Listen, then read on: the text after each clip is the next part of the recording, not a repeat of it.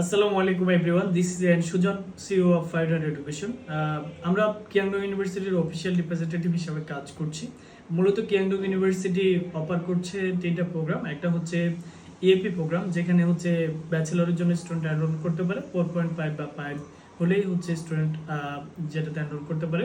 এবং এই প্রোগ্রামের জন্য শুধুমাত্র এক বছরের টিউশন ফি প্লাস 6 মাসের লিভিং কস্ট সেন্ড করতে হয়। আর আরেকটা প্রোগ্রাম হচ্ছে ডিরেক্ট এন্ট্রি ব্যাচেলর, যেটা হচ্ছে কোরিয়া থেকে ভিসা নাম্বার ইস্যু হয় ইএপির মতোই।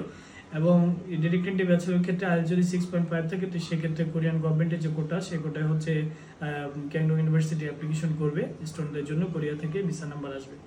অ্যান্ড দেন ফাইনালি হচ্ছে মাস্টার্স প্রোগ্রামে যে ই ভিসা, এটা হচ্ছে কিয়াংডং ইউনিভার্সিটি ইস্যু করছে। এবং মাস্টার্স প্রোগ্রামে কিয়াংডং ইউনিভার্সিটি ভিসা রেশিও বলতে গেলে রিজেকশন নাই বললেই চলে।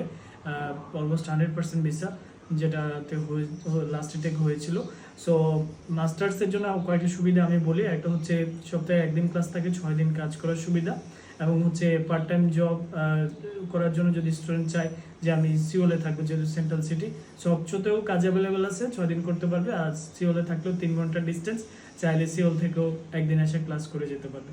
সো আই থিঙ্ক আপনি এখনও যদি মিস করেন যে এই সুযোগগুলো, আমি মনে করি আপনার এটা একটা ল্যাকেজ থাকবে। কারণ কেডিউ কিন্তু আপনাকে অনেক ভালো সুযোগ দিচ্ছে, মাস্টার্স প্রোগ্রাম এবং ভিসা নাম্বার সহ যে দুটো প্রোগ্রাম, ইএপি এবং ডিরেক্ট এন্ট্রি ব্যাচেলর। সো আমাদের সবার এক্সপেকটেশন থাকে এরকম একটা ইউনিভার্সিটি চুজ করে যেখানে ভিসা হয়। I think it's the best option. Thank you.